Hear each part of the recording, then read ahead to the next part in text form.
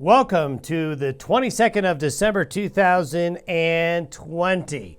Well, folks, I got a little bad news, a little bit of good news for you folks that are going to be traveling. First, the bad news. It is just going to be nasty.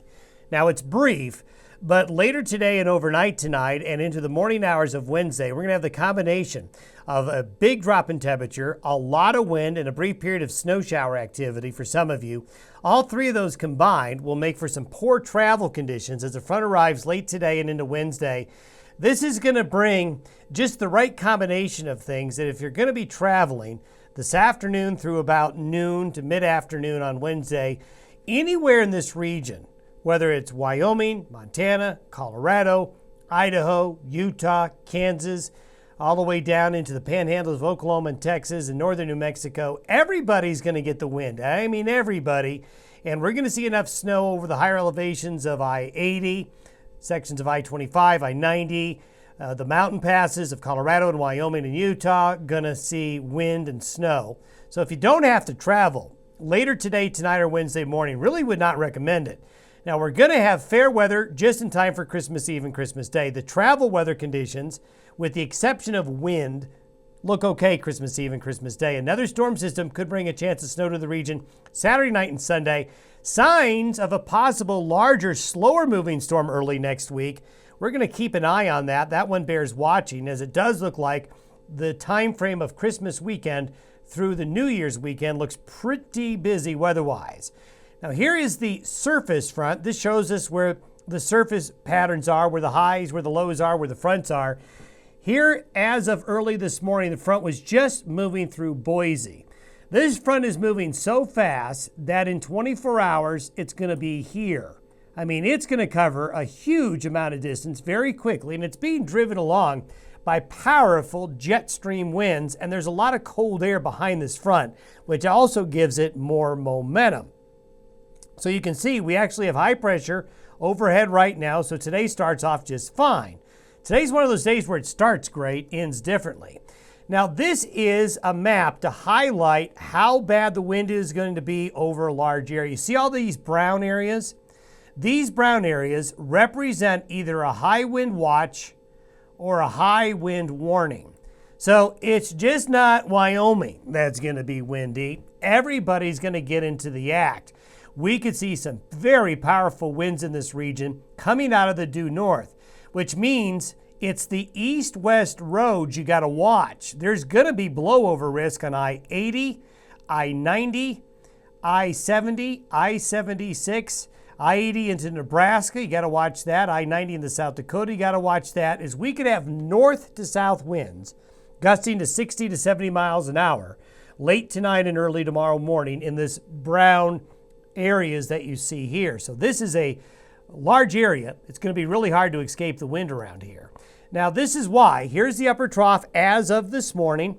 You can see it coming into Idaho. Then by tomorrow morning, it's all the way out on into the plains. Now, here are those strong winds from the north.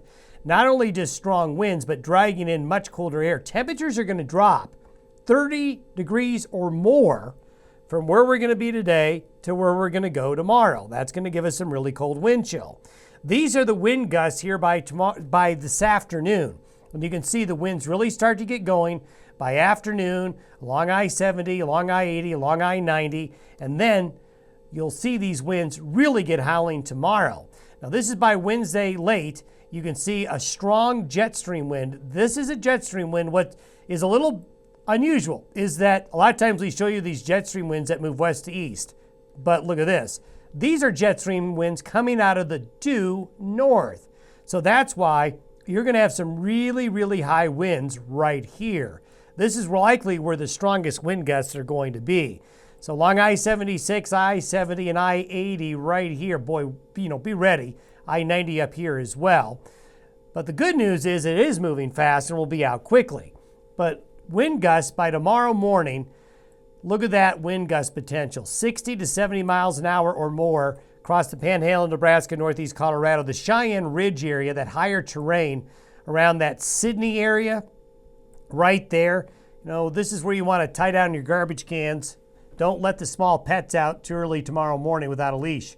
Temperatures, these are temperatures relative to average by tomorrow noon.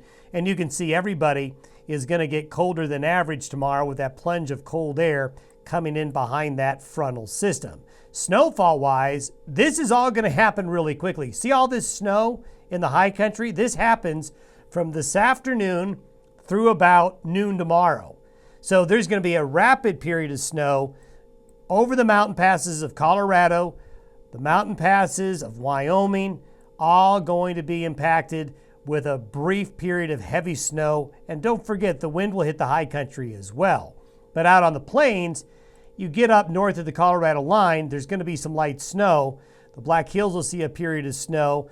There might be some small accumulations up here, Casper area as well, enough to make roads and highways slick. It's just enough snow with the wind and the drop in temperature to make for some really nasty travel and livestock weather conditions. Now, by Christmas Day, look at this little ridge of high pressure come in. So what we're going to have Christmas Eve and Christmas Day is a much happier little stretch of weather.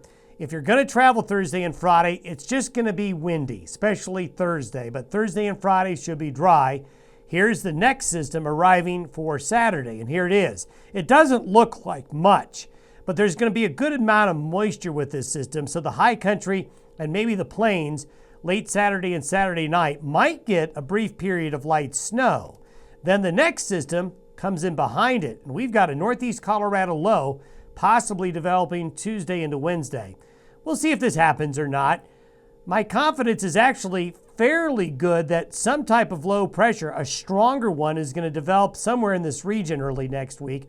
It'll just really depend on its track, but I think there's some potential for the plains to get some snow next week with this system. And you can see the door is to open to Canada, so it's also going to be getting colder between Christmas weekend and the New Year as well. And you can see they just keep coming. There's another system on behind it that'll come in behind that one for later in the week or right around New Year's Day.